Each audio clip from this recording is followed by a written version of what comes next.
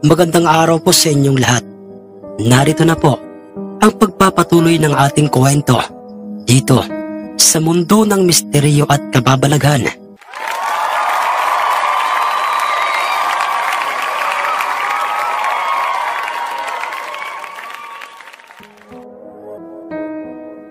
At nang sa aming tansay, malapit na kami sa kinapwefistuhan ng aming lukaray, na siguro'y may ilang agwat na lamang ang layo namin doon.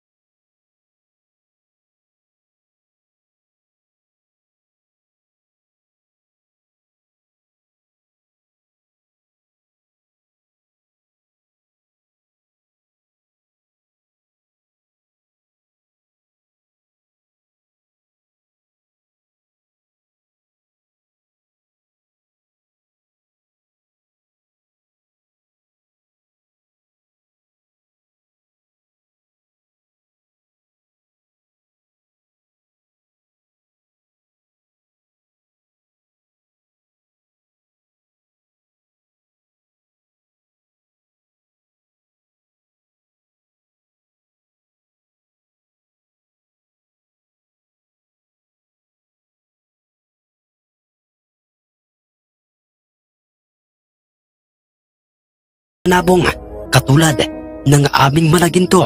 Hindi lamang yon, walang sino man o ni isa man sa mga taong nakakaalam kung saan ito naninirahan. May mga nagsasabing ito'y isang ermitanyo.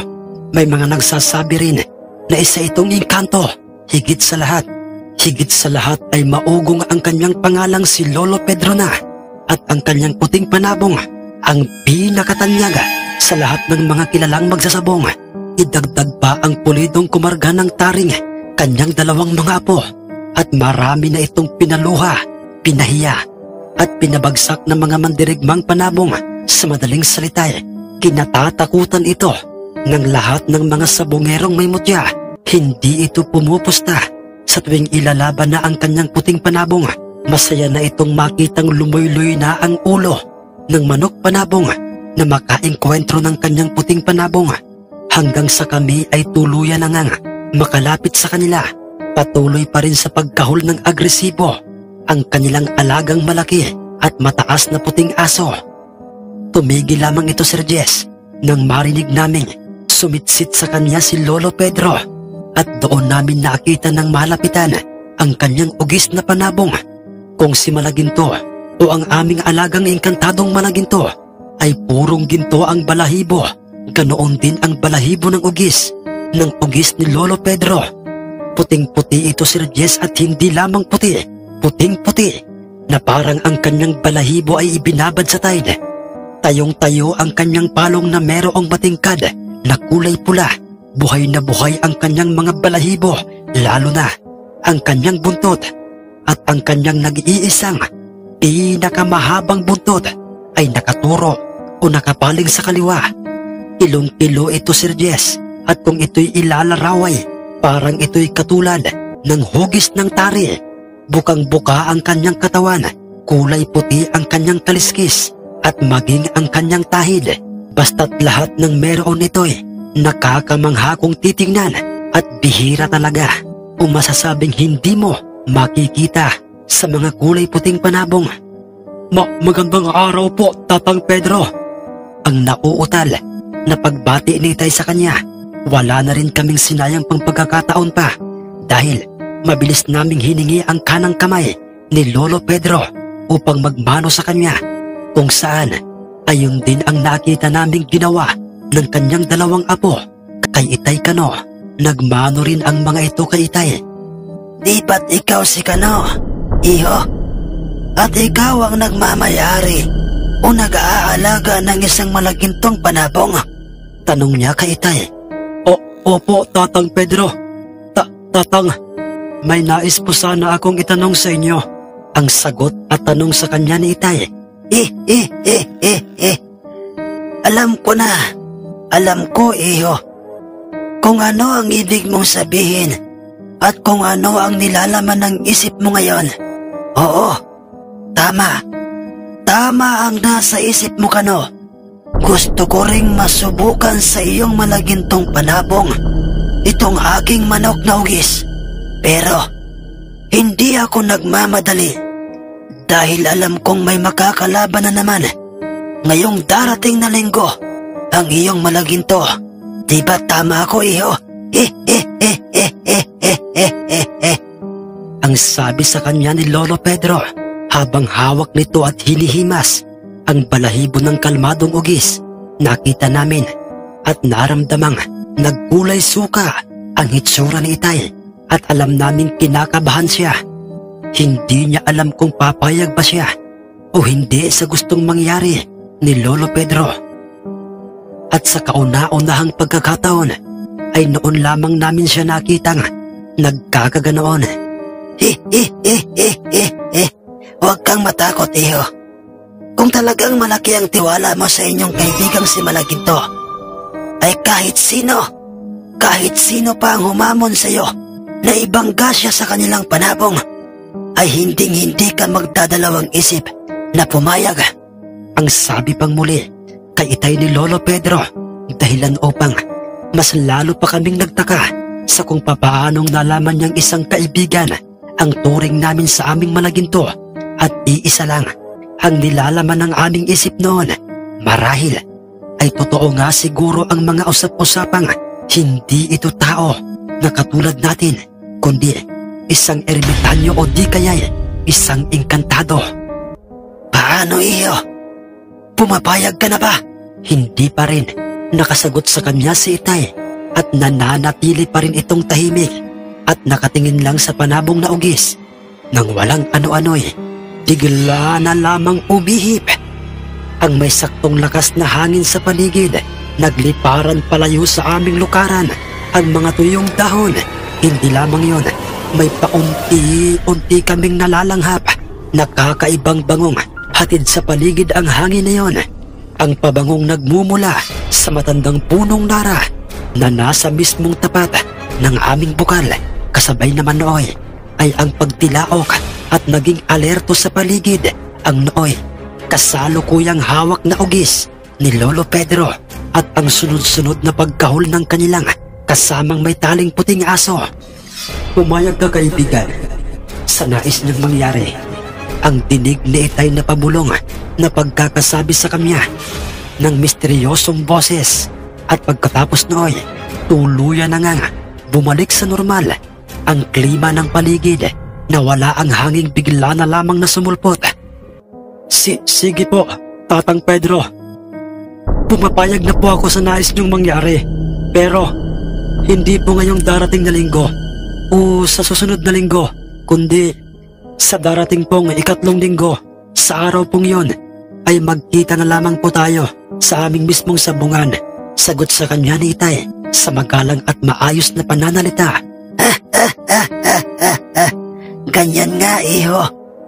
Wag na wag kang tatanggi sa kung sino man ang humamon sa inyong mga sabongero. Huwag kang matakot sa kanila. Gaano man kalakas ang kanilang kargadang mutya, kahit pa'y mutya ng kamatayan ang ikarga nila sa kanilang panabong. Dahil pag ikaw ay natakot at tinanggihan mo sila, Isa lang. Isa lang ang ibig sabihin yan. Wala kang salig sa imong panabong. O wala kang tiwala sa inyong panabong. Paano iyo? Magkita na lamang tayo sa araw na yon. Pasensya na kung sinurpresa ka namin dito at naabala kita ng mga ilang minuto. Sabi ni Lolo Pedro kay Itay. Wala pong anuman yon, Tatang Pedro. Salamat din po sa mga mahahalagang payong sinabi niyo sa akin. Sagot sa kanya ni Itay at pagkatapos ay tumalikod na ang mga ito. Itay, hindi po ba kayo natatakot o nag-aalala para sa ating malaginto? Baka po kasi. Ang tanong ko noon kay Itay. Hindi natin maiiwasan yun, anak Fidel.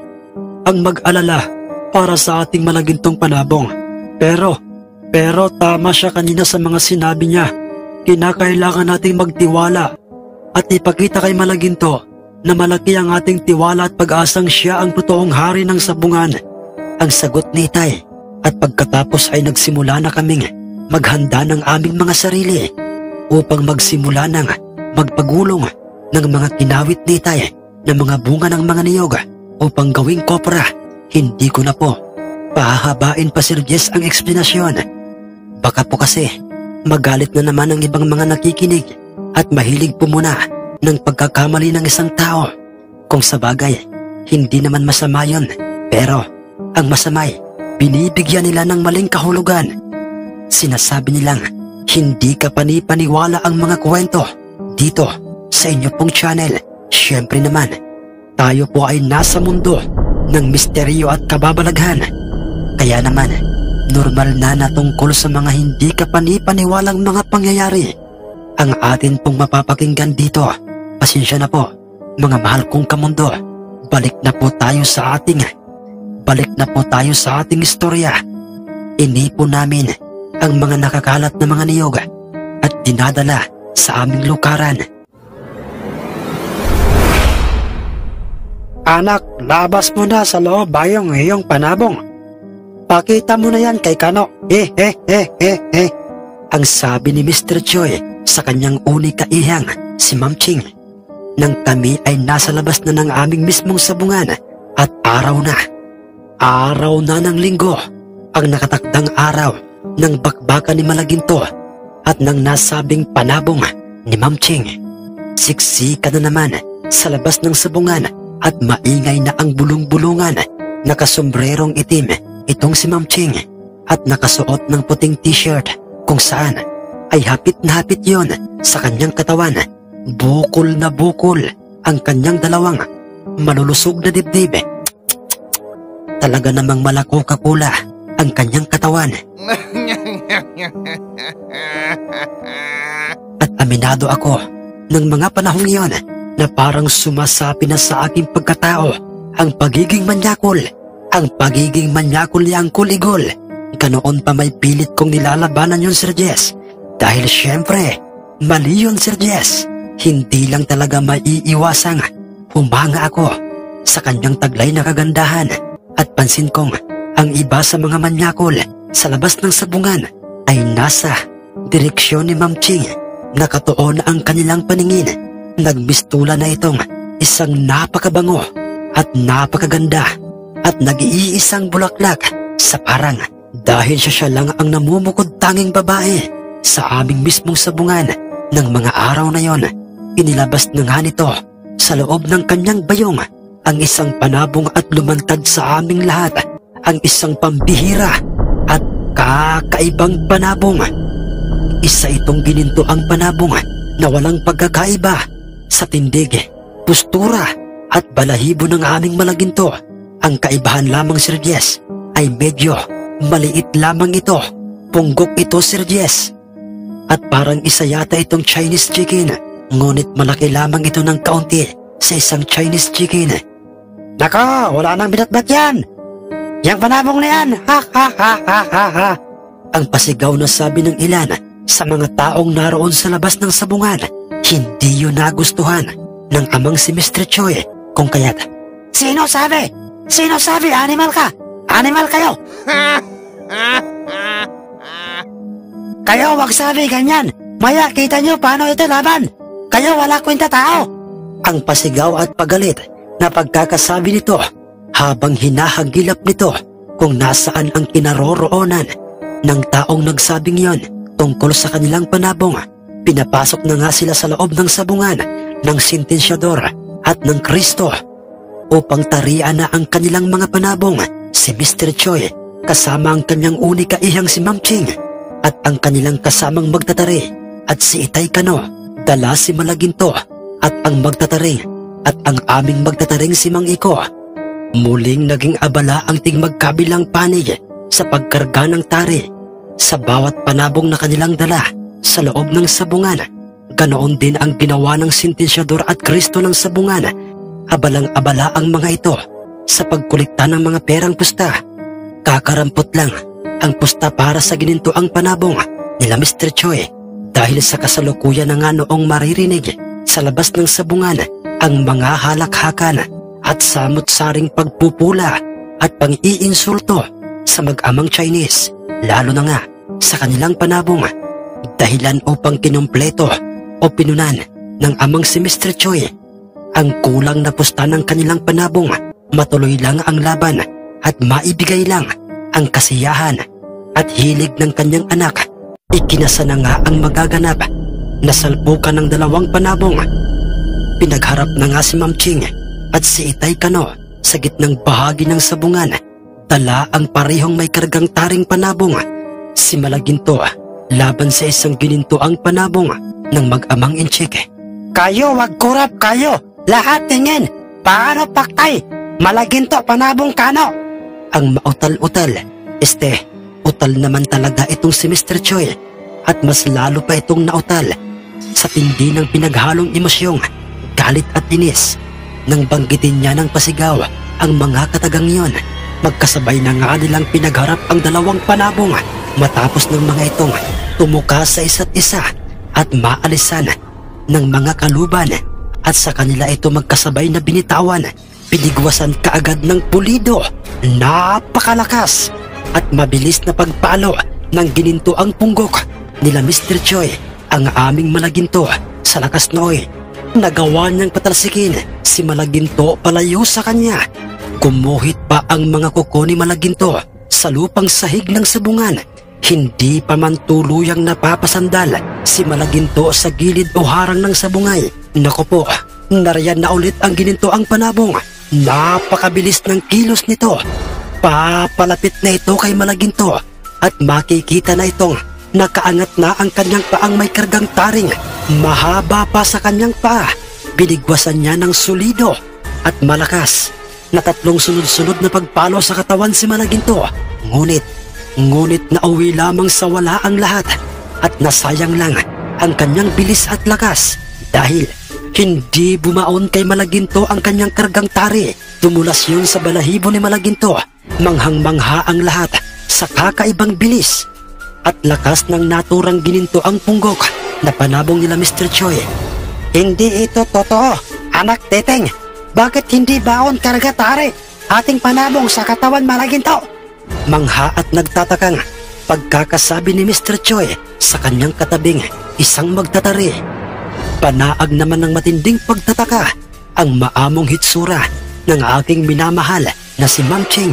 Kakaiba Sir Jess ang kanyang hitsura kung magulat at magtaka dahil sa tingin ko mas lalo pa itong gumaganda sa aking paningin. Hindi gumaganti si Malaginto sa kanya. Sa halip, panay atras at ilag lamang ito sa bawat mga mabibilis at malalakas na pag-atake sa kanya ng punggok na isang Malaginto na parang nagdadalawang isip itong bigwasan o paluin ang katunggaling punggok na kung siya'y ilalaraway para siyang naaawa sa naturang panabong. Ngunit silang dalawa ay nasa labanan at pareho silang may kargang tari at hindi pwedeng walang manalo sa kanila. Nakita naming pinalo ng malakas ni Malaginto ang punggok na katunggaling panabong. Pinalo niya ito hindi gamit ang kanyang paang may kargang tari, kundi gamit lamang ang kanyang kaliwang pakpak na merong nakausling gintong tahid.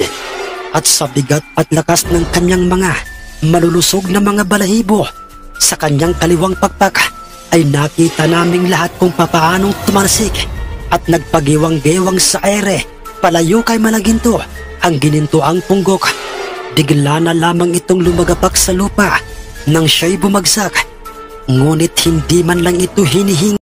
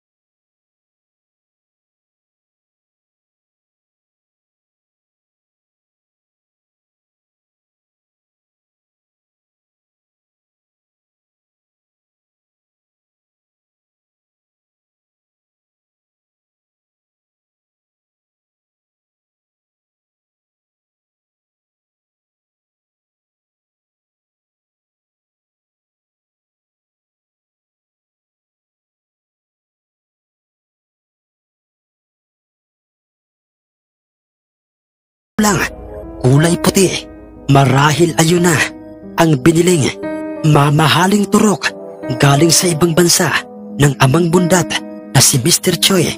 Panalong muli si Malaginto.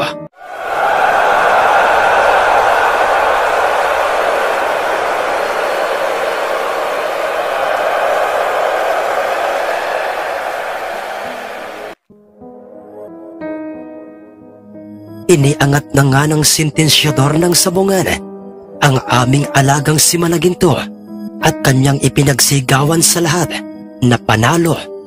Panalo ang aming alagang si Malaginto. Ilang sandali pa'y nakita kong walang tigil ang ginagawang paglingalinga ni Itay sa paligid o sa labas ng sabungan na para bang meron siyang kilalang taong hinahanap sa paligid ng sabungan. Panaag sa kanyang hitsura ang matinding pagtataka. Wasak na ang katawan nang nooy wala ng buhay, na panabong na isang ginintuang punggok.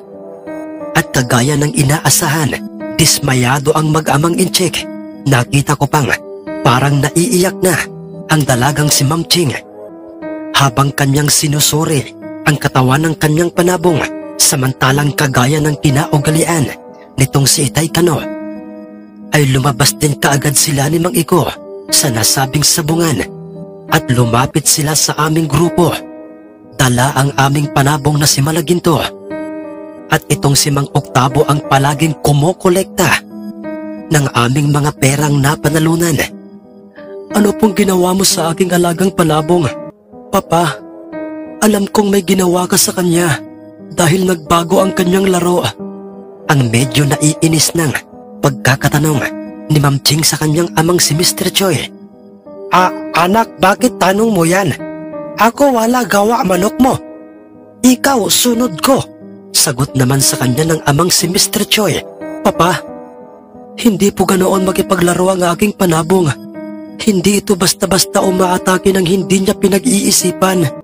Maingat ito sa bawat pagkilos niya. Pero kanina, nagbago na ang lahat. At hindi ko inaasahang ganoon na siya makipaglaro. Agresibo ito at parang walang kontrol sa kanyang sarili. At nawala na sa kanya ang kanyang ugaling nooy. Pinakikiramdaman niya at binabasa ang bawat pag-ataking gagawin ng kanyang kalabang panabong. Papa, sabihin niyo po sa akin ang totoo. Wika pang muli sa kanya ni Ma'am Ching, dahilan upang mapabuntong hininga itong kanyang amang si Mr. Choi. Sabay wikang, anak, ako hingi pasensya sa'yo. Anak, ako turok iyo panabong. Akala ko mananalo siya pero ako mali dahil lalo lang siyang napahamak Sorry anak. Pagkatapos niyang sabihin yon sa kanyang anak, ay doon na nagsimulang pumatak ang mga namumuong luha sa gilid ng kanyang mga mata. Maya't maya na ang paghingi ng patawad sa kanya ng kanyang amang si Mr. Choi, hanggang sa nakita namin silang papalapit na sa aming kinaroroonan. Dala nila ang nakaloy-loy na ang ulo at wala ng buhay na gininto ang panabong. Kano ako hingi sorry sa'yo at sa iyong panabong na malaginto, ang totoong hari ng sabungan. Kano aking minaliit kakayanan ng iyong malaginto. Ako din amin, akin turok panabong anak ko. Asa ako, kanya matatalo panabong mo. Ang dinig naming lahat na pagkakasabi ni Mr. Choi kay Itay Kano, pagkatapos ay nakipagkamay ang mag-amang inchik kay Itay Kano bilang simbolo na maayos nilang tinatanggap ang pagkatalo ng kanilang panabong. Maraming salamat po, Mr. Choi. Lalo na nga sa magandang labang ipinamalas ng inyong panabong. Iha, umaasa po ako, Mr. Choi, na sana po ay magkaroon pa po tayo ng pagkakataon na muli pang magkaharap ang ating mga panabong. Salamat po muli sa inyong dalawa, Mr. Choi. Sa sinabing yun ni Itay sa kanilang mag-amay, nakita naming bahagyang umaliwalas ang kanilang mga hitsura.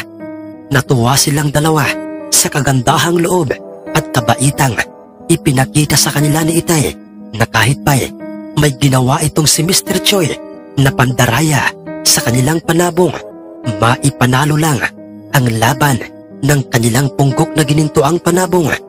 Ako tuwa, Kano. Ako nagkamali.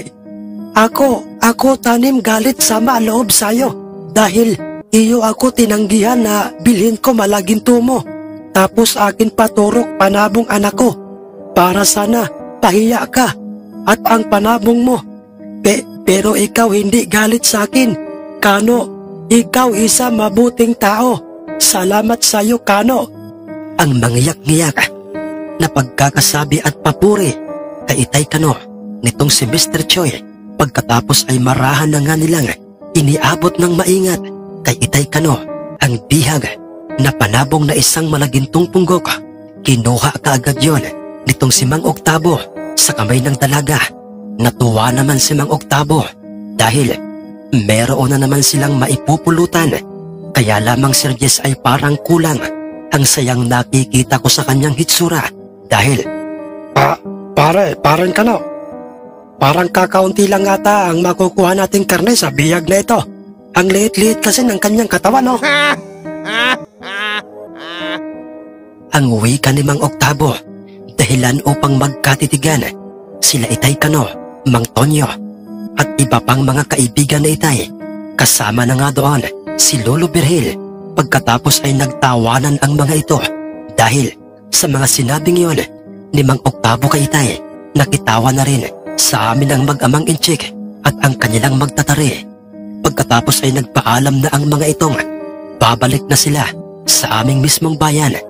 Naging talo man sila sa perang pusta at maging sa kanilang panabong. Subalit para sa kanila panalo pa rin sila dahil sa isang mabuting tao at isang tanyag ang nakabangga ng kanilang panabong, at para sa kanilang dalawa isang malaking karangalan yun sa kanila.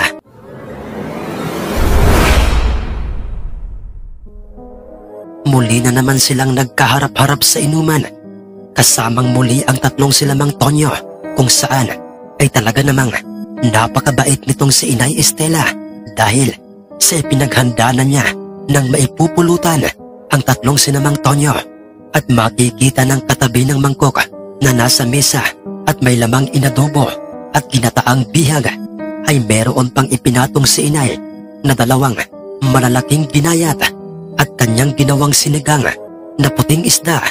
Umuusok pa yun, Sir Jess, at halatang bagong luto pa yun. Tuwang-tuwa na naman silang lahat at ang kanilang inumay na uwi na naman sa kwentuhan hanggang sa... Nga pala, kaibigan Kano, kanina habang nagbabakbakan si Malaginto at ang punggok na panabong nila Mr. Choi, ay nakita namin tatlo nila Alfredo at Eliazar, si Tatang Pedro at kasama niya ang kanyang dalawang apong parehong magtatari na sina Zacarias at Ezekiel. Ang wika nitong si Mang Tonyo kay Itay kung saan ay nagulat doon sina Mang Octavo, Mang Iko, Mang Rudy, Lolo Berhel, lalong-lalo na nga si Itay nang marinig nila ang pangalan ni Tatang Pedro. Nakita niyo rin pala sila, kaibigang Tonyo. Ang totoo ay nakita ko din sila kanina, kaya lang ay nang muli kong ibinaling sa kanila ang aking paningin ay bigla na lamang silang nawala. Ang sagot sa kanya ni Itay, "Paring Kano, hindi kaya?" Hindi na maituloy na dapat sana'y sasabihin nitong si Mang Rudy dahil, "Oo, paring Rudy, mga pare, ang pinakang tanyag na sabongero sa lahat ng mga magsasabong na si Tatang Pedro at ang kanyang panabong ang susunod na makakabangga ng ating Malaginto. Pero hindi ngayong darating na linggo, kundi sa susunod pang linggo mga pare. Dahil sa ngayong darating na linggo mga pare ay ipapasyal ko muna sa bayan ang aking pamilya. Ibibili ko na rin sila ng kanilang mga pangangailangan. Nga pala paring Octavo, paring Clarito, may gusto sana akong hinging pabor sa inyong dalawa."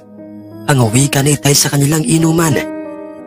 Ano yan paring Kano, sabihin mo lang at kami ay nakahandang pagbigyan ka."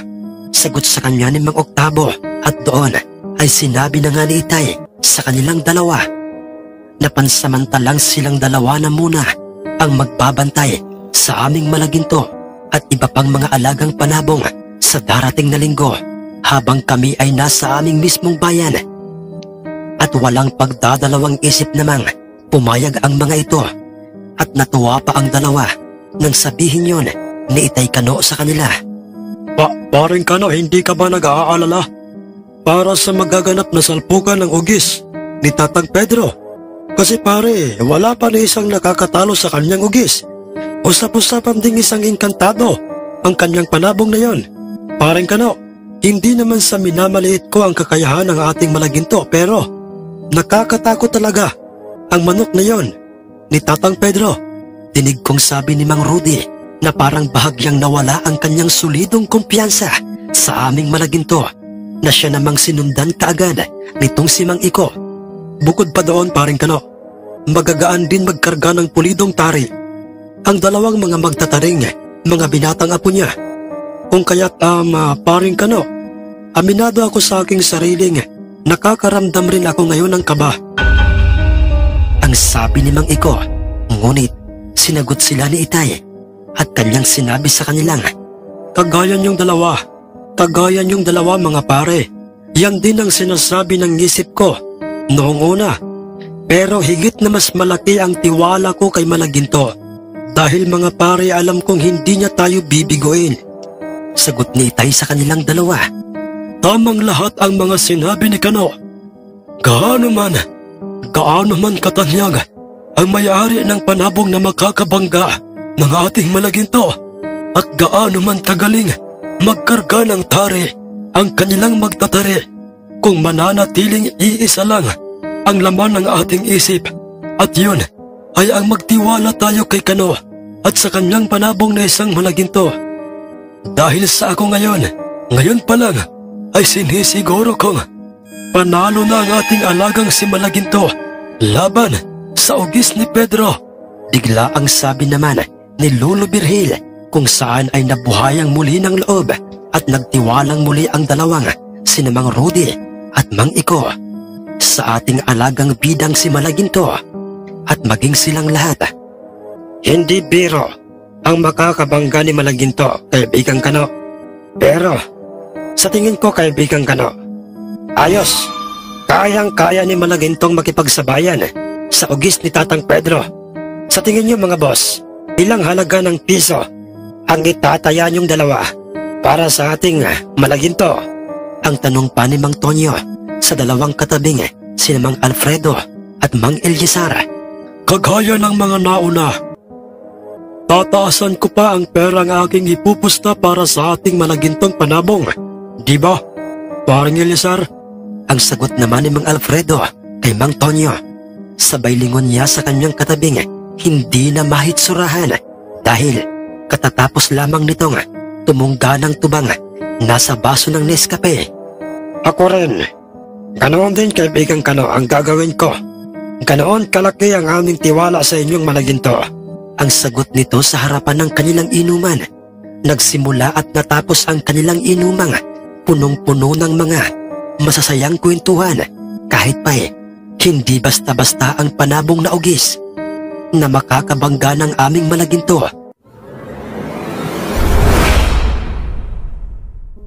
At habang kaming lahat nila Itay ay nasa bayan at nagliliwaliw, nagkakasiyahan, ay nasa aming tahanan naman sa loob at gilid ng aming bakod sina Mang Clarito at Mang Octavo. Meron silang tinutunggang tuba. Maayos nilang dalawang ginampanang mabuti na bantayan ang aming mga panabong. Umain kami nila Itay sa isang sikat na kainan sa aming bayan noon. Noong mga panahong iyon, pagkatapos ay ipinasyal niya kami sa plaza.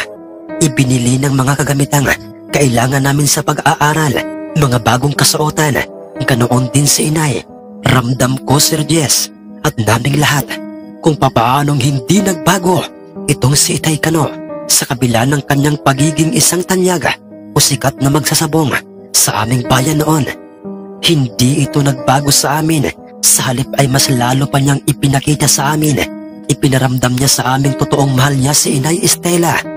At kami, na anak ni Inay, sa naunang lalaking kanyang minahal. Ganoon po, Sir Jess, si Itay Kano. Ni minsan, magmula nang magsama sila ni Inay at amin siyang makasama, ay kailanman hindi sila nag-away ni Inay. Kanilang nire-respeto kung ano ang ayaw at gusto ng bawat isa sa kanila. At ni minsan ay hindi namin narinig na tumaas ang kanyang boses kay Inay. Binusog niya kami ng totoong pagmamahal at mga pangaral. Pinatunayan ni Itay Kano ang mga kataga o kasabihang, mga anak, ang pagmamahal sa isang tao ay kahit kanino pwede mong ipagkaloob. Kadugo mo man o hindi, mahalin natin ang mga taong karapat dapat na mahalin. Mga anak, huwag kayong magtatanim ng sama ng loob, galit at poot sa inyong kapwa. Dapat ay marunong tayong magpatawad sa mga taong kahit pa sobra-sobra na ang kanyang ginawang pang-aabuso sa atin. Mga anak, maging mapagpatawad tayo. Maging mapagpatawad tayo, mga anak. Nang marinig naming sinabi yon sa amin ni Itay Kano, ay otomatikong bigla na lamang na pumasok sa isip ko si Itay Kinoy. Kumusta na kaya si Itay? Ang totoo po niyan, Sir Jess, ay nasasabik na akong makita at mayakap si Itay. At alam kong yun din ang laman ng puso't isipan ng aking dalawang mga kapatid. Nasa ganoon akong mga isipin habang kaming lahat ay nasa plaza at meron kaming kinakaing mga binili ni Itay sa isang tindahang malapit sa aming kinauupuan.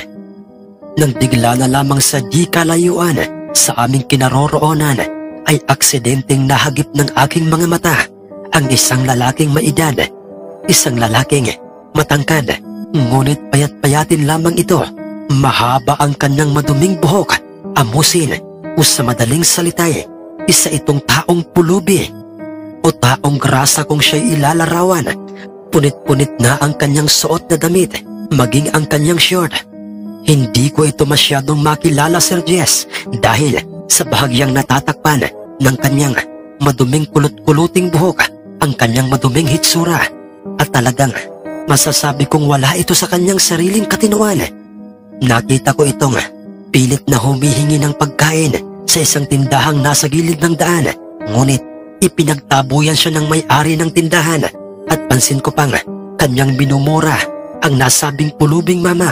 Nakita ko rin dinuraan niya ng mayapot na laway sa mismong mukha ang naturang pulubing yon.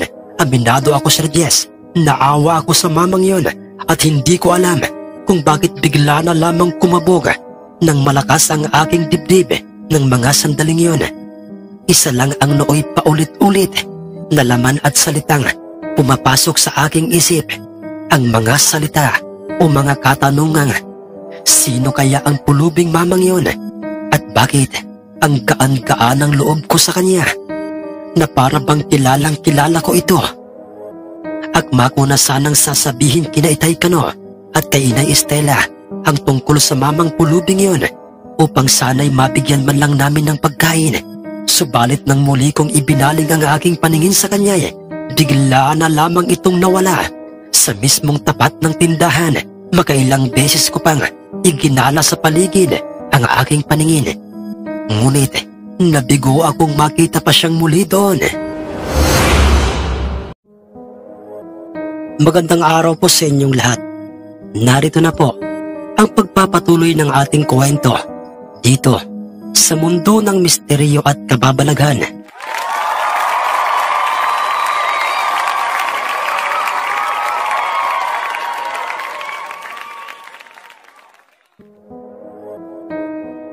At nang kaming lahat ay pauwi na sa aming baryo at ganap ng mag-aalas 3 ng hapon noon, sakay kami noon ng aming pag-aaring bangkang dimotor, ay nakita kong masayang-masaya ang mga hitsura nila inay at itay, at lalong-lalo na nga Sir Jess, ang aking dalawang kapatid.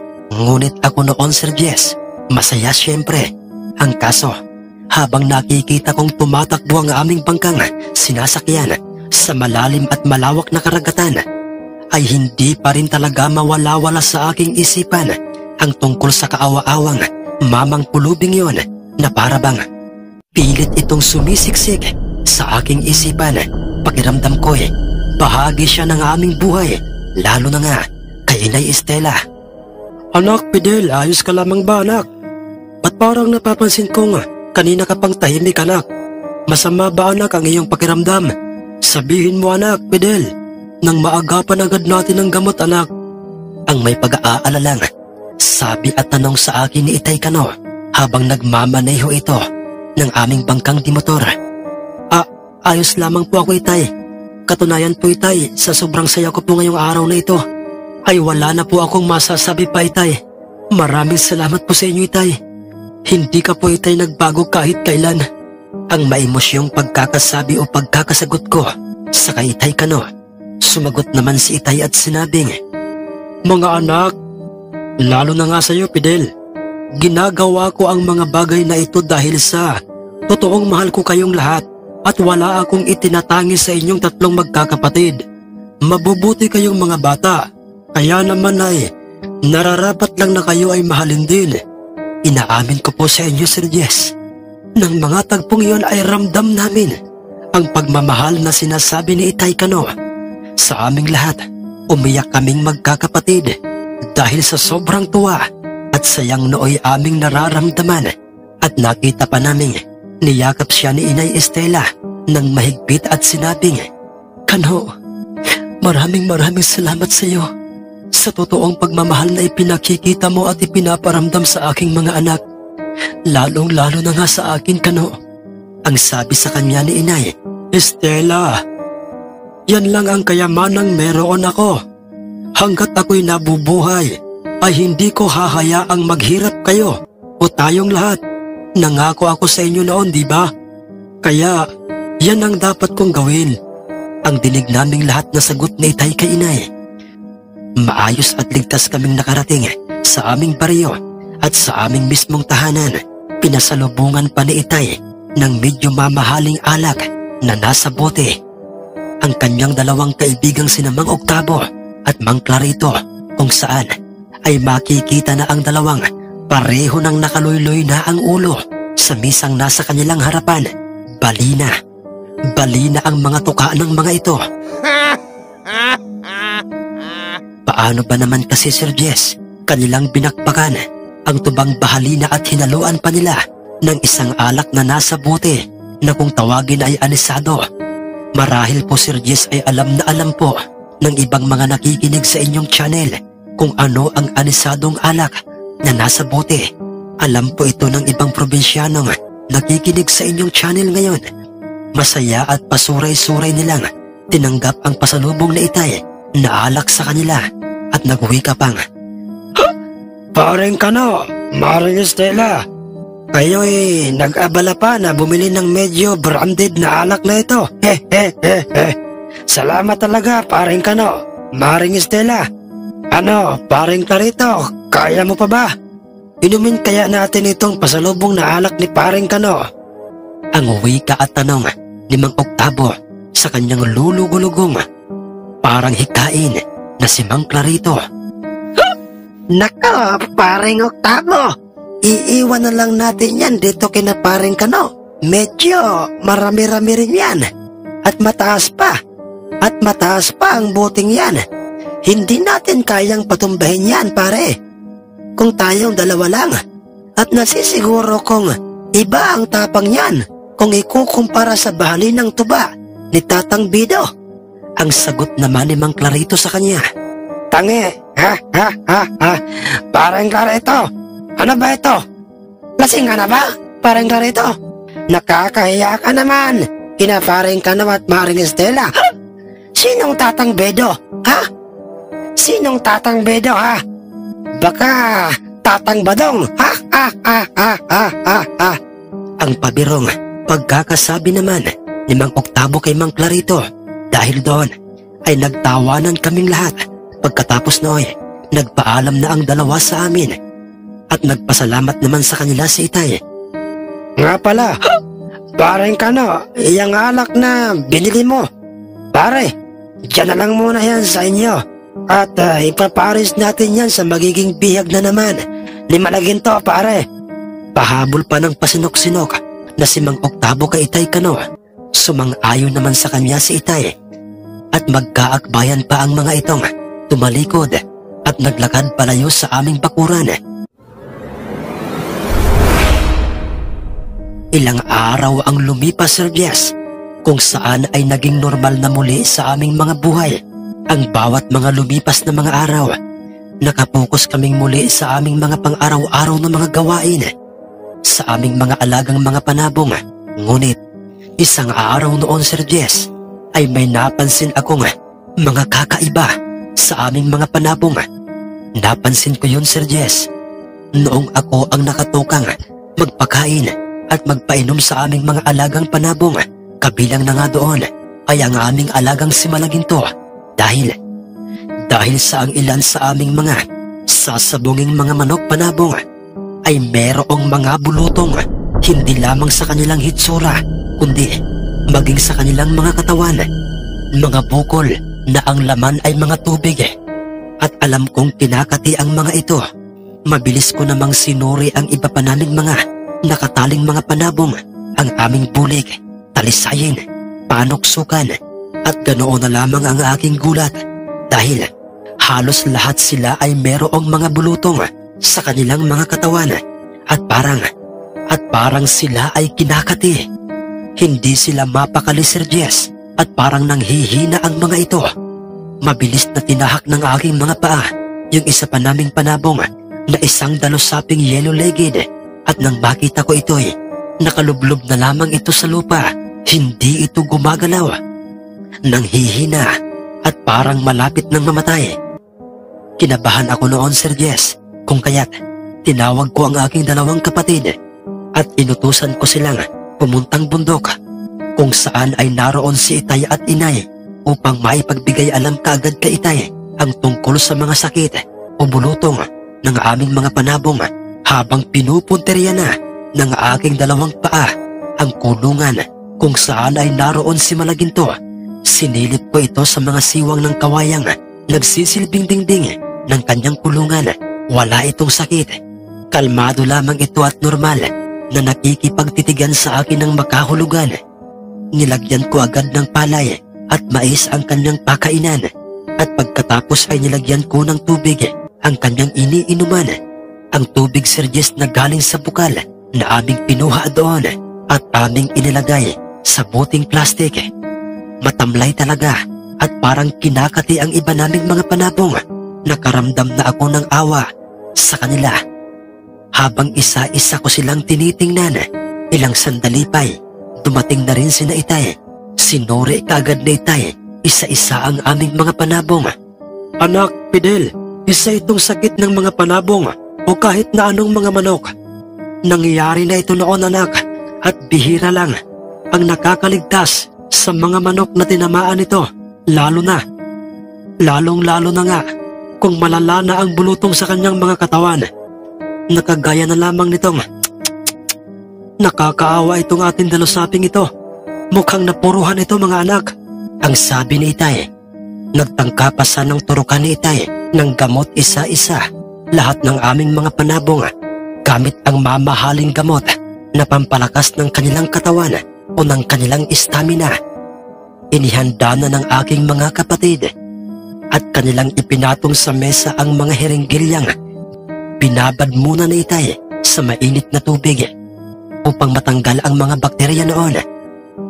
Maging ang mga maliliit na mga buting may lamang bitamina nang biglang, "Kano, yung aso nating si Tagpi, may bulutong din sa kanyang tigmagkabilang mga mata."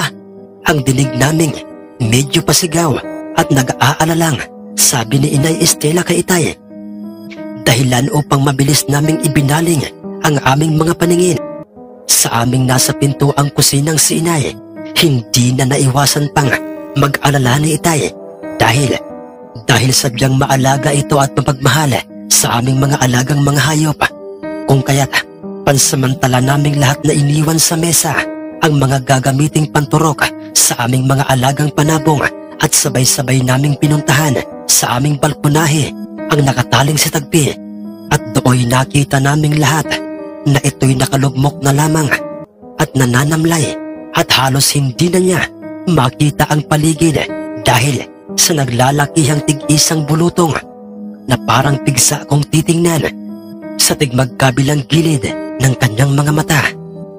At nang suriin ni Manuel o ng aking kapatid kung nasaan ang aming nag-iisang alagang pusang nagngangalang si Mulingkaw, ay nakita niya itong nasa gilid o tabi ng aming dapog o ng aming mismong lutuan, at kagaya ng aming alagang asong si Tagpi ay nanghihina na ito at puro bukol ang kanyang katawan.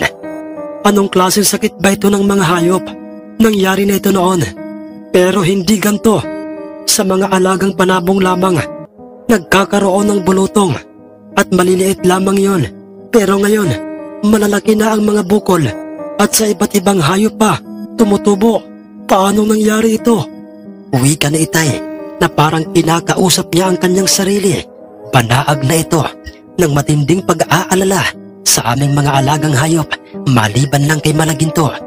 Dahil sa namumukod tanging si Malaginto lamang ang walang bukol o bulutong sa lahat ng mga alagang hayop namin noon. Tayo na mga anak, magmadali na tayo. Hawakan niyo isa-isa ang ating mga alagang mga manok na merong mga bulutong o sakit. Kinakailangan nating maging maagap. At kung sakaling kulangin ang ating mga bitaminang yan na nasa bote, ay pupunta akong saglit sa ating bayan ngayong ding araw na ito para bumili ng mga gamot para sa bulutong. Uwi ka ni Itay. Mabilis naman kaming apat na lumabas ng aming balkonahe at inihanda kaagad ni Itay ang hiringgilyang may lamang gamot. Hawak ko namang maingat ang nooy, nakakaawang nang hihinang dalusaping yellow-legged, at nakita ko pang isinuot ni Itay ang kanyang sariling pag-aaring salamin sa mata, at pagkatapos ay akma na sana niyang itutusok ang hiringgilya sa katawan ng aming alagang dalusaping yellow-legged nang walang ano-ano'y bigla na lamang na, Baliwala! Baliwala yung gagawin mong yan. Kano, iho? Dinig naming lahat na bigla ang pagkakasabi ng isang boses ng matanda, at nanggagaling sa labas ng aming bakuran ang boses na pamilyar sa aming lahat, ang boses ni Lolo Pedro. Tatang Pedro, kayo po. Anak Ramon, pagbuksan mo nga ng pintuan ng bakod at papasokin mo anak si Tatang Pedro at ang kanyang dalawang mga apo. Sinunod kaagad ng aking kapatid ang utos na yun sa kanya ni Itay. Pinapasok namin sa loob ng aming bakuran ang nooy. May himas-himas na isang panabong na isang ugis na si Lolo Pedro, at sa kanyang likuray ay ang kanyang mga apong dalawang binatang nagngangalang Sakarias at si Ezekiel. Masyado talaga akong humanga sa iyong matinding pagmamahal at pagmamalasakit sa iyong mga alagang mga hayop, Kano. Hindi lamang sa iyong mga alagang panabong. Napakabuti mong tao, Kano. Dinig naming lahat na sabi ni Lolo Pedro kay Itay. Tatang Pedro, ano po kayang sakit ng aming mga alagang mga hayop? Nag-aalalang tanong sa kanya ni Itay. Isa yang bulutong. Isang sakit na nakukuha ng mga hayop sa init ng paligid. Tapos ay sasamahan pa ng pagbago-bago ng klima ng panahon. Maaaring kayang-kayang gamutin yan ng mga gamot na yan, kano? Pero lahat ng problema tungkol dyan ay may solusyon. At ang gamot na yon o solusyon, kano, ay hindi mo na kailangan pang bilhin sa inyong mismong bayan.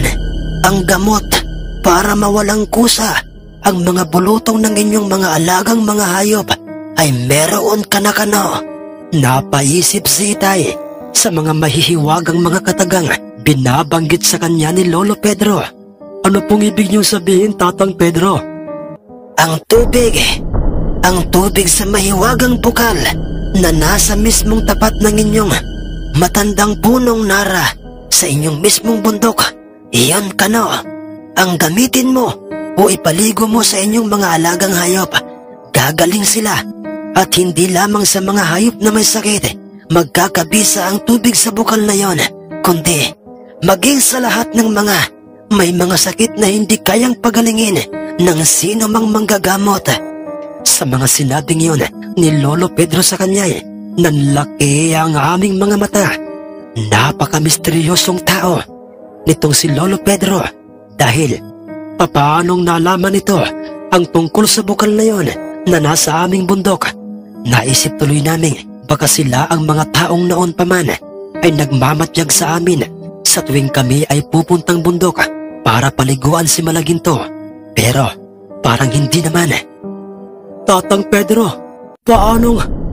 Hindi ba ito ang tamang panahon upang malaman niyo sa amin kung bakit alam namin ng tungkol sa bukal na yon, kano? At hindi pa ito ang tamang panahon para malaman niyo kung ano ba talaga o kung sino at saan nagsimula ang inyong alagang Malagintong panabong. Sabi pa sa kanya ni Lolo Pedro, ilang sandali pa'y nagpaalam na ang mga ito sa amin at nagpahabol pa ng mga katagang. Mag-iingat kayo, kano. Sa tuwing kayo ay pupuntang bundok, dala si Malaginto upang siya'y paliguan sa bukal, dahil apuradong-apurado nang mapasa kamay ng isang masamang tao ang inyong Malaginto. Mag-iingat kayo. Tayo na, mga apo. Iniwan nila kaming banaag talaga ang matinding pagtataka sa aming mga hitsura tungkol sa kung anong katauhan meron ang tatlong sina Lolo Pedro at ang kanyang dalawang mga apo. Meron pang tirang mga lagpas kalahating tubig galing sa bukal na nasa loob ng aming buting plastik, at yon ang ginamit ni Itay. Pinagkasya namin yon, at ang aming unang pinaliguan ay ang aming alagang dalusaping nang hihina na. At ng mismong araw na yon, gamit ang tubig sa bukal na nasa aming bundok, at matyaga naming magkakapatid na kumuha ng tubig doon sa mismong bukal, ay matagumpay na napaliguan ni Itay lahat ng aming mga panabong na merong mga bulutong. Kasama na nga doon ang aming alagang asong si Tagpi at ang aming alagang pusang nagngangalang si Muningkaw. Hindi agad yun nagkabisa sa kanilang mga katawan ng mismong araw na yon, ngunit kinaumagahan, araw ng linggo, ang araw ng pagkikita ni Lolo Pedro at ni Itay Kano sa aming mismong sabungan, ay ang umagang nakita naming nagdahilan lamang ang aming mga alagang mga hayop nang bigla na lamang sumigla ang mga ito, lalong-lalo na nga ang aming alagang pusang si Muningkaw at ang aming alagang asong si Tagpi. Maya't maya ang kahol nito sa direksyon ng mga kakahuyang nasa labas o merong distansya sa aming tahanan na parang meron siyang naaamoy na tao doon. Mabilis kong tiningnang maigi ang mga kakahuyang nagsisiksikan at may mga makakapal na mga dahon, at sa paligid ng mga punong yon ay merong mga damong tumubo. Wala naman akong nakitang tao doon, pero Agresibong-agresibo talagang kumakahol ang aming alagang aso. Ano po bang masasabi niyo tungkol sa pamilyang yan, boss? Ano pong hakbang ang gusto niyong gawin namin? Ang tanong ng isang binata sa isang mamang merong hitsurang parang si Mr. Suabe dahil sa kanyang bigote. At merong hitsurang hindi papahuli ng buhay. Sumagot naman ito at sinabing, gusto ko, Rigor, sa lalong madaling panahon ay kumilos na kayo.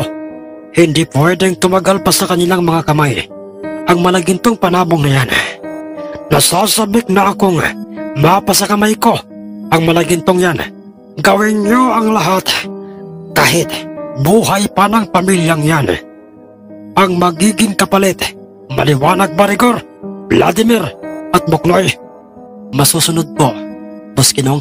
Ang sagot naman ng tauhang nagngangalang si Rigor sa kanyang among si Kinong na siyang sinasabi ni Mang Tonyong, isang sabongerong magnanakaw noon. At ang naturang tatlong mga kalalakihang kanyang utusan ay sila ang mga kalalakihang aali-aligid. Sa aming mismong tahanan noon pa man, makikita ang mga itong nakapwesto sa katawan ng isang malaking punong kahoy di kalayuan sa aming tahanan. Nakatanaw sa aming bakuran at sila ang kinakahol ng aming alagang asong nagngangalang si Tagpi. Magandang araw po sa inyong lahat. Narito na po ang pagpapatuloy ng ating kwento dito sa mundo ng misteryo at kababalaghan.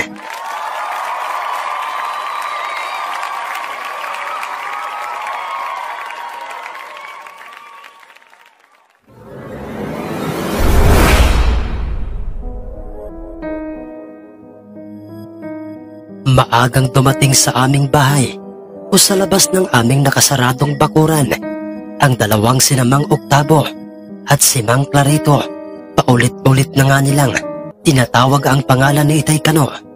Ilang sandali lang ay nakita na rin namin na dumating na rin ang tatlong sina Mang Rodi, Mang Iko at si Lolo Berhil, alinsabay ng kanilang pagsulputan sa labas ng aming bakuran ay siya namang paglitaw ng tatlong magkakasamang sina Mang Alfredo, Mang Ilyasar at si Mang Tonyo.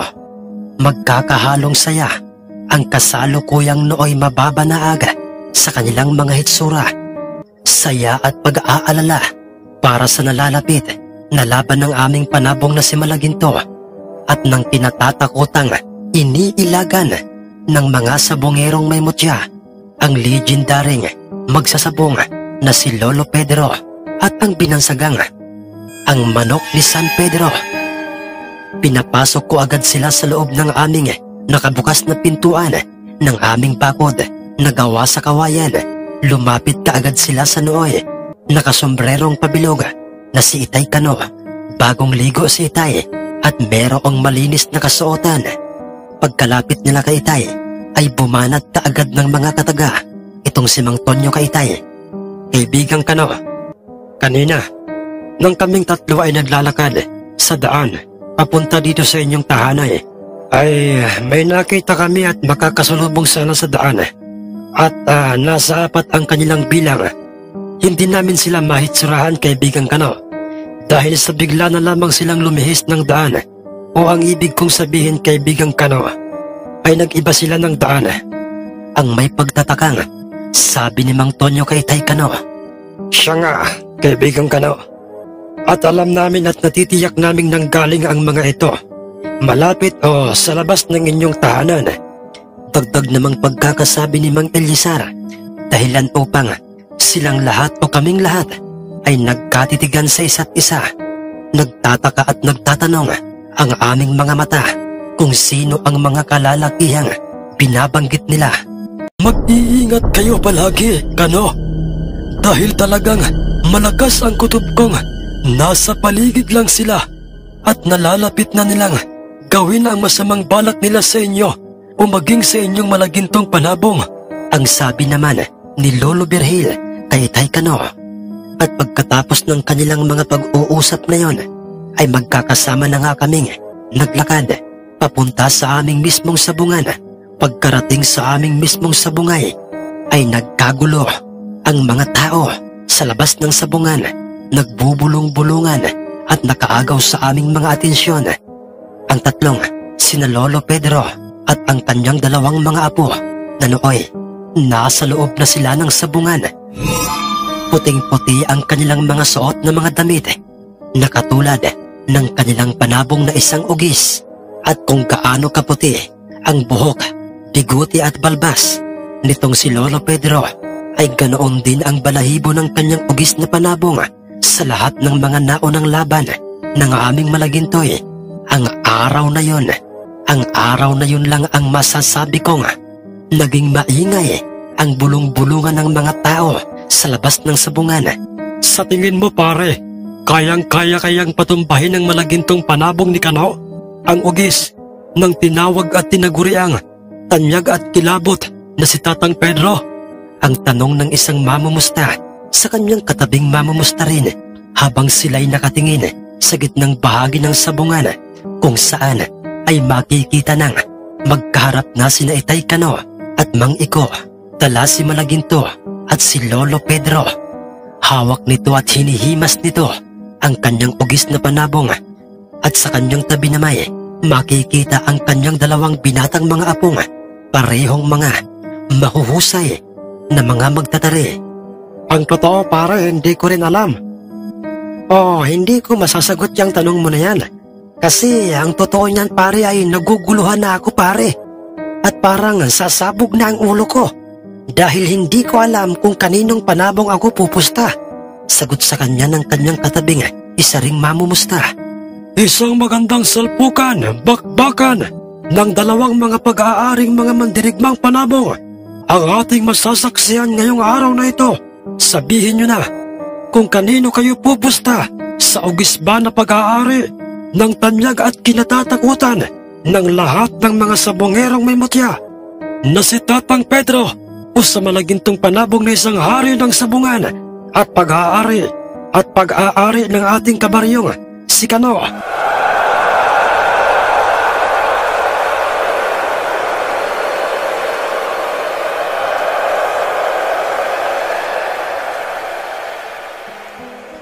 Ang pasigaw na pagkakasabi ng matandang sentensyador ng sabungan, samantalang makikitang kalmado lang ang tigmagkabilang panig si Tatang Pedro at si Itay Kano. Pinatarian na nga ng Kristo at ng sentensyador ng sabungan ang kanilang mga mandirigmang panabong. Aligaga ang Kristo at sentensyador ng sabungan sa pagkolekta ng mga perang pusta. Ganoon po kasi Sir Jess ang uso noon.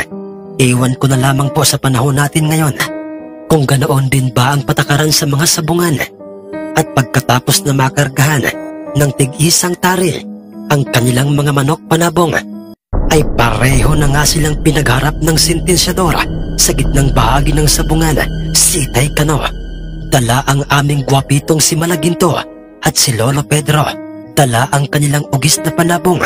Pagkarating nila sa gitnang bahagi ng sabungay, katakatakang bigla na lamang na umihip ang hangin sa paligid ng sabungan. Isang pamilyar na ihip ng hangin at bango sa paligid ang aming kasalukuyang nararamdaman at nalalanghap ng mga oras na yon. Ibang klase ito. Isa lang ang ibig sabihin nito. Isa itong bakbakan ng dalawang mga mandirigmang mga panabong na nasa pag-iingat ng dalawang mabubuting mga amo. Iyan ang kasalukuyang nasasaksihan ko ngayon sa paligid ng sabungan. Ang wika ni Lolo Virgil, ilang sandali pa magkasabay na nga nilang pinagharap ang dalawang mga panabong.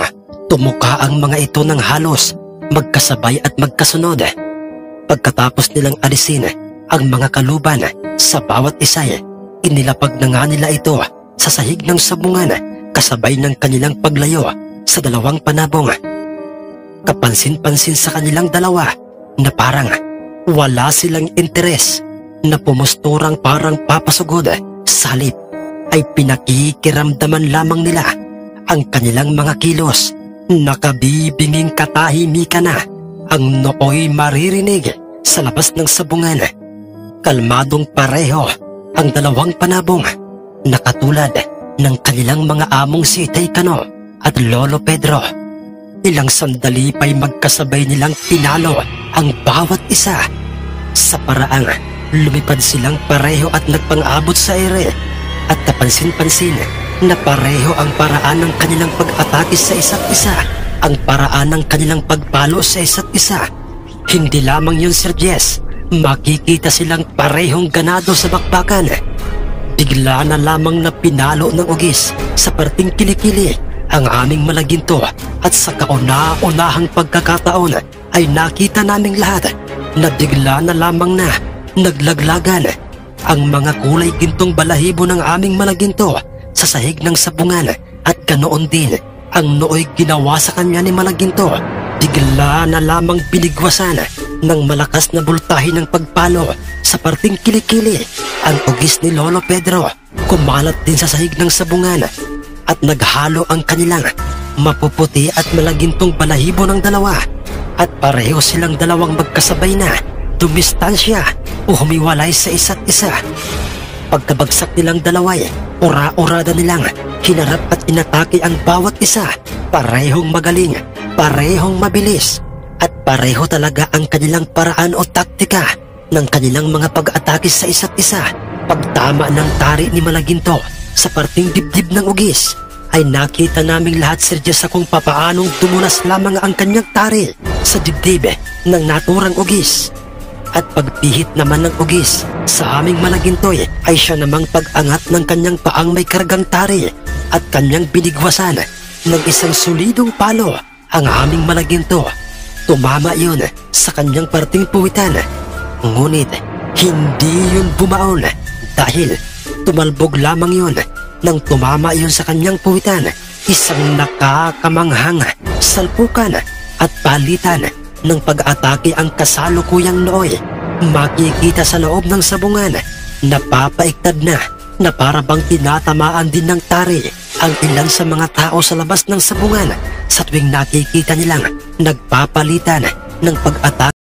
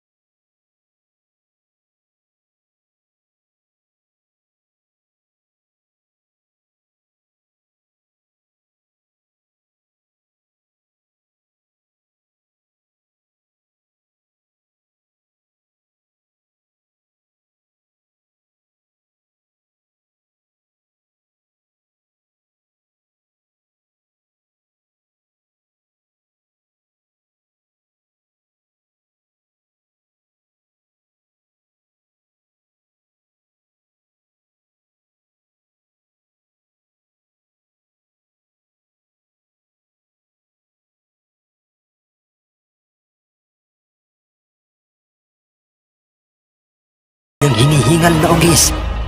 Pinagharap nila ito habang nakaantabay na ang sentensyador ng sabungan kung sino ang mananalo sa dalawang panabong. Tumuka si Malaginto sa ulo ng ugis ng dalawang magkasunod na kahit pa ito'y hinihingal na nakagaya ng ugis. Subalit nang ang ugis na ang binigyan ng pagkakataon na tumuka sa aming Malaginto, ay biglang, Panalo! Panalo ang hari ng sabungan!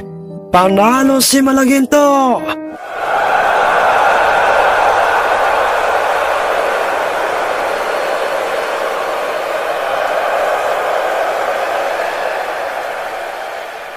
Ang pasigaw at masayang muling pagkakadeklara ng sentensyador ng sabungan dahil hindi na gumanti ng pagtuka sa aming nanghihina at hinihingal na si Malaginto ang kapareho niyang hinihingal ding ugis nila Lolo Pedro. Panalo! Panalo na naman si Malaginto.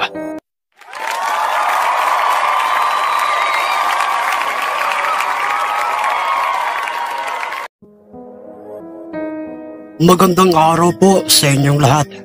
Sa lahat ng mga nakikinig sa ating kwentong si Malaginto, sana po ay nasa mabuti kayong kalagayan. Narito na po ang pagpapatuloy ng ating kwento. dito sa mundo ng misteryo at kababalaghan.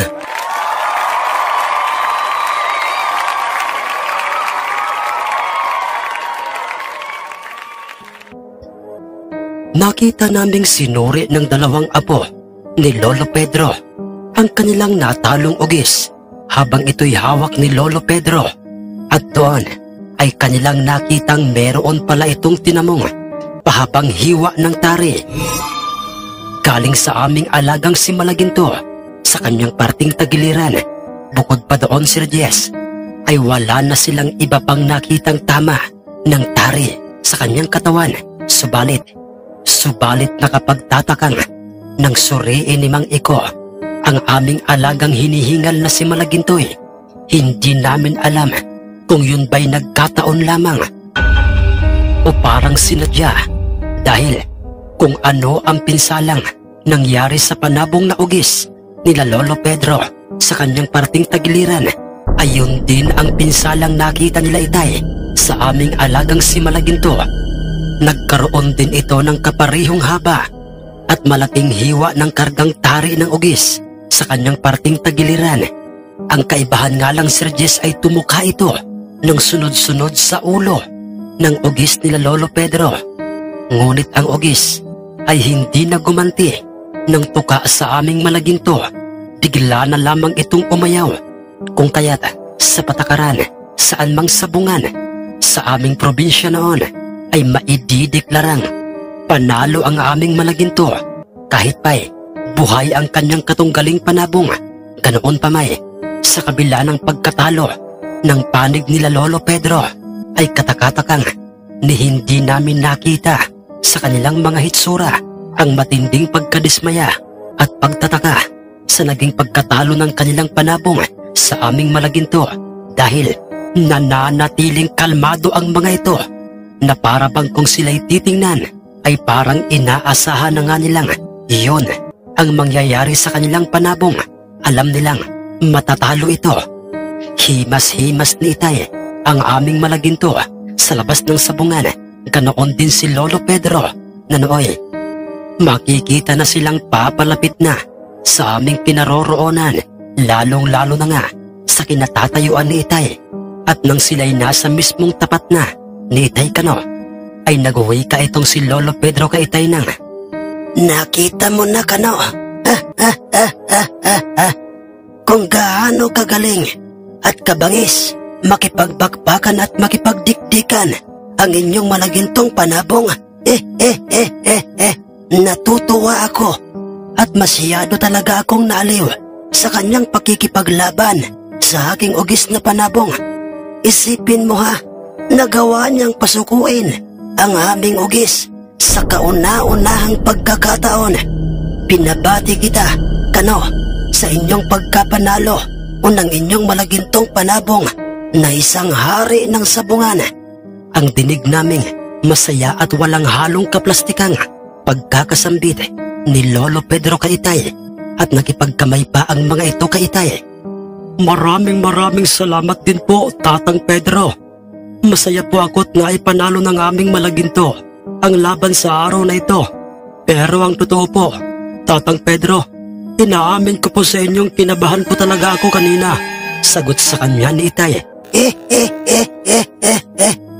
Normal na tayo ay kabahan sa naging laban ng ating mga panabong. Dahil bukod sa perang postay, ay tayo ay nag-aalala na baka sila'y masawi. Pero ito lang ang pagkakatandaan mo. Manatili lang ang tiwala at magandang samahan ninyo ng inyong alagang malaginto. Ay kahit sino ay walang makakatalo sa inyong malaginto. Dagdag pang pagkakasabi ni Lolo Pedro kay Itay. Paano ka no?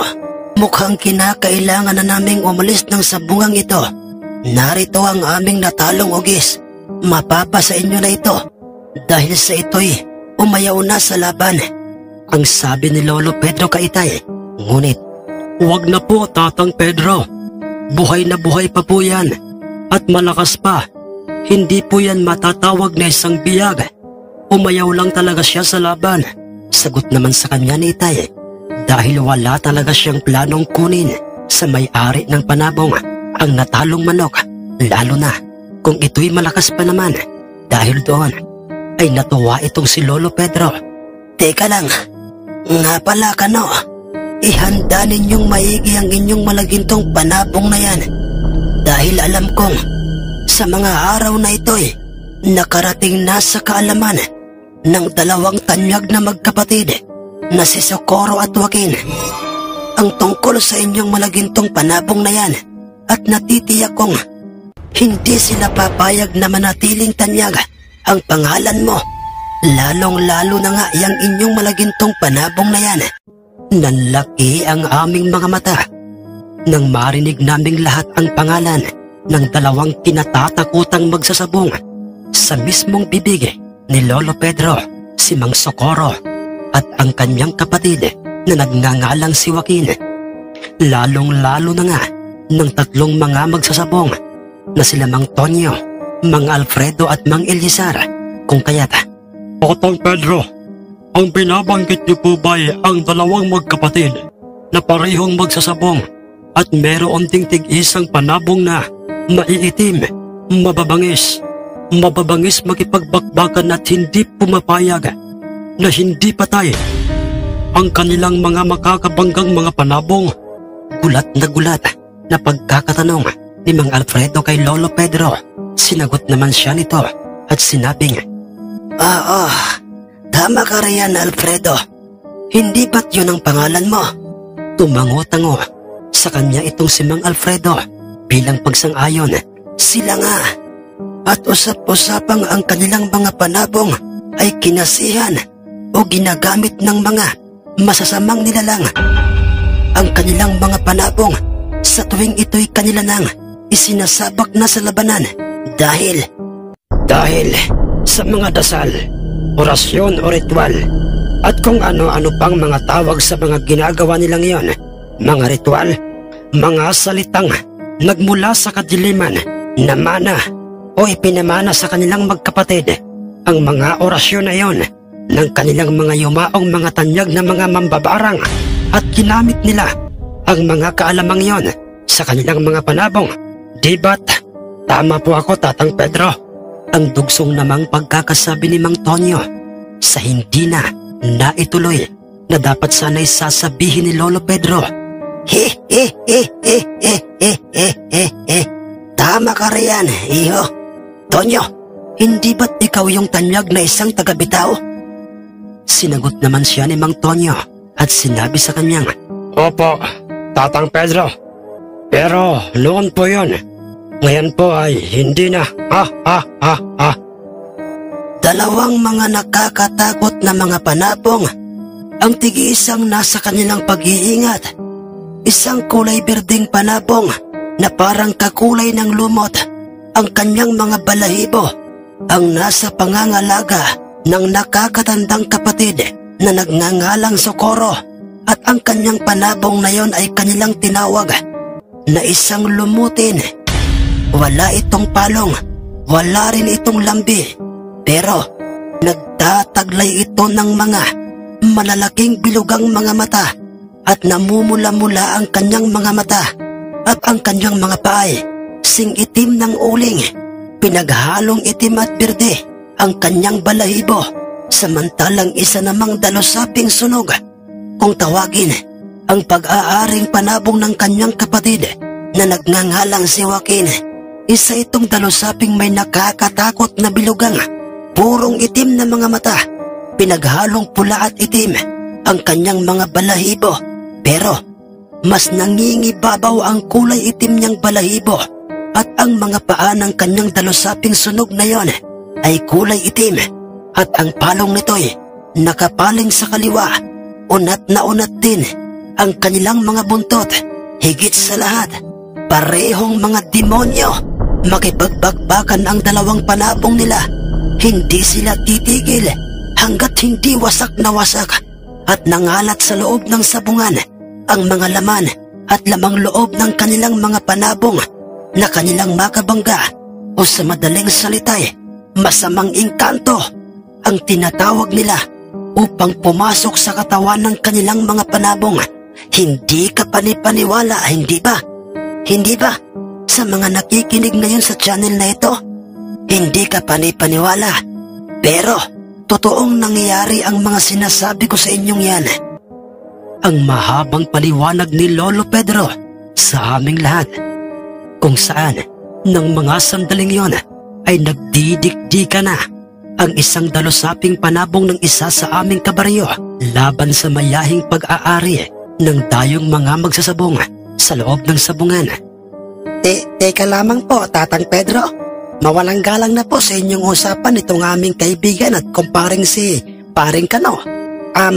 Tatang Pedro, bakit hindi po sila, yung dalawang magkapatid na Socorro at Joaquin na yon, ay hindi niyo pa ba sila nakakabangga? Unang inyong ugis na panabong na yan, alinman sa kanilang dalawang panabong na yon? Bigla ang singit naman at tanong nitong si Mang Clarito kay Lolo Pedro. Tahimik lamang noon si Itay at iba pa niyang mga kaibigan, ganoon din si Lolo Virgil at ang dalawang apo ni Lolo Pedro.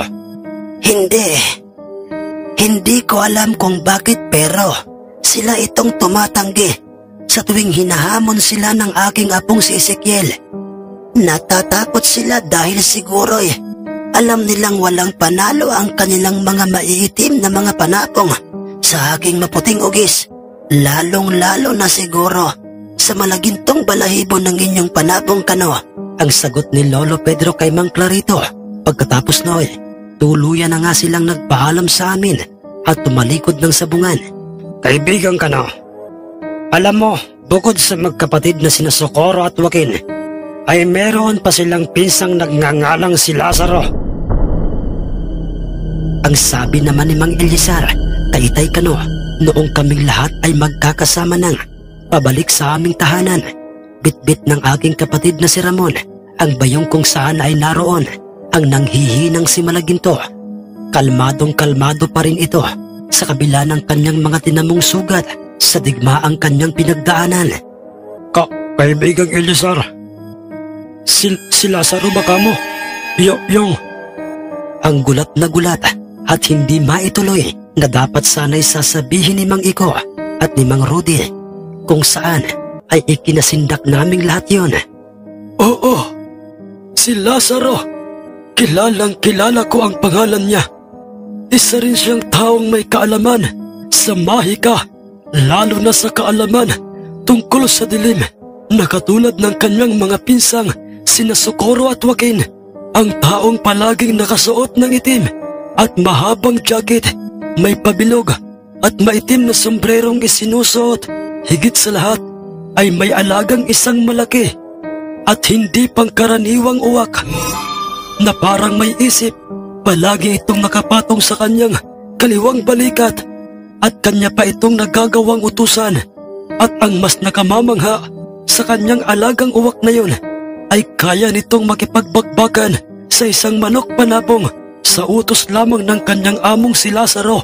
Kano, iyo, kagaya ng sinabi ko sa iyo noon pa man, habang tumatagal at lalong nakikilala pa ang pangalan mo, lalo na nga iyang inyong panabong na yan, ay patindi ng patindi ang makakasagupa ng inyong malagintong panabong. Mas lalo kaming nasindak at namangha sa lahat ng mga sinabing yon ni Lolo Berhil tungkol sa kung sino nga ba itong magsasabong na nagngangalang si Lazaro. Tama po kayo riyan, Tatang Berhil. At ang alam ko'y may isa siyang panabong na nasa kanyang pangangalaga. Isa itong talisayin. Pero kung tawagin niya ay kanawayon. Hindi po kasi magkalayo ang kulay ng balahibo nito sa isang talisaying panabong. Kaya nga lang po ay nagtataglay ito ng maiitim at bilugang mga mata. Tirik na tirik din ang kanyang palong at napakaitim ng kanyang paa at maging ang kanyang tahid. Hindi lamang po yun, isa itong sinyalado. Dahil sa nagtataglay ito ng dalawang tig-iisang matutulis na kuko sa kanyang tigmagkabilang mga pakpak. Nakakatakot masyado ang itsura ng kanyang panabong. Dahil sa ere pa lamang ay winawasak na ng kanyang kanawayong panabong ang katawan ng kanyang katunggali at pagpatay na at wakwak na ang tiyan ng kanyang katunggaling panabong ay inuutusan kaagad ni Lazarong kainin ng kanyang alagang uwak sa gitnang bahagi ng sabungan ang mga bituka at mga lamang loob ng natalong panabong ng kanyang kanawayon. Ganoon kalupit ang panabong ng tatlong yon, Kaibigang Kano. Ang sambit pang muli kay Itay Kano nitong si Mang Tonyo. Ngunit hindi ko sila kilala mga kaibigan, pero inaasahan ko nang sa oras na matalo ni Malaginto ang panabong na ugis ni Tatang Pedro ay alam kong lilitaw ang mga sabungerong katulad nila. Pero ganoon pa may, alam kong hindi sila aatrasan ng ating Malaginto. Sagot sa kanila ni Itay Kano, kung saan ay napangiti doon itong si Lolo Berhil. Natuwa si Lolo Berhil at kaming lahat sa isinagot na yun ni Itay Kano kay Mang Tonyo. Lalo na't narinig pa naming lahat sa kung papaanong pilit na tumilaok ng napakatinis at matagal maupos na pagtilaok ni Malaginto habang ito'y nasa loob ng kanyang bayong, na siya namang bigla ang sinabayan ng paghampas ng napakalamig na hangin sa paligid ng daang aming nilalakaran ng mga oras na yon. 3 pirasong may kasagarang laking isdang kung tawagin ay matambaka ang masayang inihaw naming 3 magkakapatid at ipinaris nila Mang Oktabo sa alak na binili ni Itay sa aming mismong bayan. Wala kasi kaming dalang bihag at kagaya ng mga naunay, isinawsaw nila yon sa toyong may kalamansi at kanilang pinigaan ng siling labuyo. At bumagay naman yun, Sir Jess, sa alak na binili ni Itay. At kasabay ng pag-ikot ng tagay ay ang mga kwentuhan tungkol sa sabong. Siyempre, wala nang makakabangga ang aming Malaginto sa darating na linggo dahil wala ni isa mang mga tanyaga na mga sabongero ang naghamon sa amin na ilaban sa kanilang mga panabong ang aming Malaginto. At narinig ko pang inalok nila Mang Clarito at Mang Oktabo si Itay na dalhin sa bawat magaganap na sabong sa ibang lugar ang aming Malaginto. Ngunit tumanggi si Itay sa kanila at kanyang sinabi sa kanilang dalawang, "Mga pare, kinakailangan ko munang papagpahingahin ang aking alagang si Malaginto dahil pansin kong naubos ang kanyang lakas sa pagkikipagdikdikan sa ugis ni Tatang Pedro. Sasabihin ko na lang sa inyo kung kailan muli natin siya ilalaban. Pero kung sakaling sa loob ng 2 linggo'y wala pa ring sabungerong pumasyal dito sa aming tahanay, ay saka na natin siya dalhin sa ibang sabungan o lugar. May sugat pa siya mga pare. At bukas ko pa gagamutin yon, bukas ng umaga." Nirespeto nila ang naging desisyon ni Itay Kano. Ngunit ng mga sandaling yon ay nabuo na sa isip ni Itay ang planong gamutin ang sugat ni Malaginto gamit ang mahiwagang tubig sa bukal. Alam naming iyon ang pinakamabisang gamot sa kanyang tinamong sugat hanggang sa hindi inaasahang nabanggit ni Mang Octavo at ni Mang Clarito ang nooy sakit sa mga panabong na kumakalat sa angmang lugar sa aming probinsya noon. Nagdahilan si Itay at sinabi niyang hindi naman nagkaroon ng sakit o bulutong ang aming mga panabong dahil baka madulas siya at mabanggit niya ang tungkol sa tubig galing sa mahiwagang bukal na siyang ginamit namin upang magsilbing lunas sa nasabing kumakalat na sakit. Paring Kano, maraming namatay at ibinaon sa lupa ng mga panabong, pare, dahil sa hindi kayang gamutin yung iba. Yung iba naman nakaligtas dahil naagapan pa gamit ang mamahaling gamot o panturok. Dinig naming sabi ni Mang Octavo at ni Mang Clarito. Sumang-ayon naman doon ng iba sa mga kaibigan ni Tay. Muling natapos ang kanilang inumang numero 1. Si Mang Octavo at Mang Clarito mayat maya ang kurot at sausaw ng inihaw na pulutang isdang matambaka kung tawagin. Kinaumagahan, sa tulong ng tubig galing sa bukal na siyang inihugas ni Itay Kano, sa nag-iisang tinamong sugat ni Malagintoy, 2 araw lang ang lumipas, ay mabilis din itong nagsara at humilom. Nagpatuloy sa paglipas ang mga araw, Sir Jess. Ngunit wala pa ring nagpaparamdam sa aming tahanan na mga taong sabungero. Lumipas ang 1 linggo, ay wala talagang gustong ibangga kay Malaginto ang kanilang mga panabong. Naisip tuloy ni Itay na baka dahil yun sa nagawang talunin ng aming Malaginto ang panabong na ugis ni Lolo Pedro. Dahilan upang makaramdam ng pagkaduwag ang iba pang mga sabungerong may mutya sa aming probinsya noon. Ngunit nagkamali kami, Sir Jess. Dahil nang magkataong araw ng Biyernes kung saan ay ang nakatakdang araw na aming paliliguan si Malaginto sa mahiwagang bukal, at pagkatapos itong paliguan ni Itay ay akma na sana niya itong muling tatalian upang kanya sanang itali sa maliit na kahoy na tumubo sa gilid ng aming lukaran upang magbilad sa araw at matuyo ang kanyang balahibo. Ngunit bigla na lamang itong nagpupumiglas sa kamay ni Itay. Dahilan upang parehong mabitawan ni Itay ang aming Malaginto at ang kanyang tali.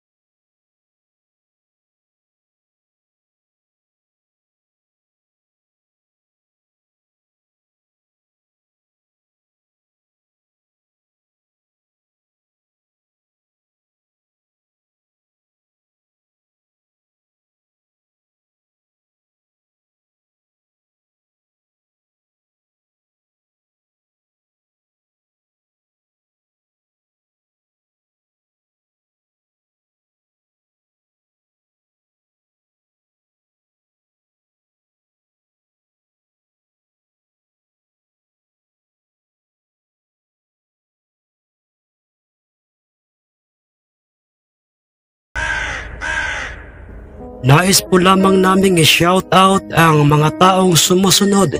Sila po yung mga taong nagkomento sa ating nakaraang upload. Shoutout po kay Boss June Alcantara, Kay Ma'am Rosie de Mesa, kay Boss Victor de Cala, kay Ma'am Janly Carte, kay Ma'am Lina de los Reyes, kay Boss Efren Abadiano, kay Boss John Gavin Moneva, kay Boss TG Diren Galido, kay Ma'am Eden Valiente, kay Boss Merwin Olive, kay Boss Anthony Fidelis, kay Kuya Arms Whitey, kay Boss Ed Florence Tavigne, kay Boss G. Somodio, kay Boss Lenar Elfas, kay Boss Rene Abalos, kay Ma'am Chris Alcantara, kay Boss Vic Artesa, kay Ma'am Fardolota, kay Ma'am Yumi Tatom, kay Boss Gavin Neras, kay Boss Rolly Galguera, kay Boss Billy Rivera Raimundo, kay Boss Edward Mawili, kay Boss Malvin Isguera, kay Boss Angelo Crelego,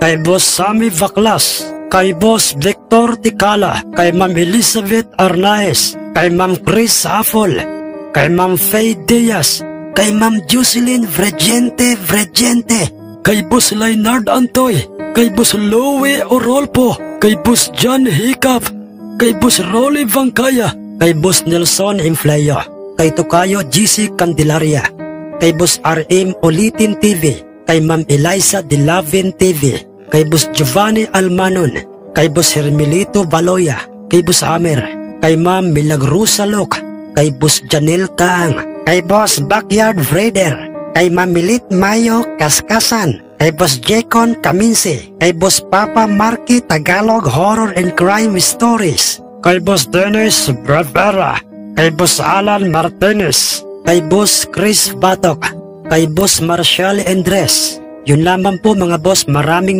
salamat po sa inyong ginawang pagkomento sa ating nakaraang upload.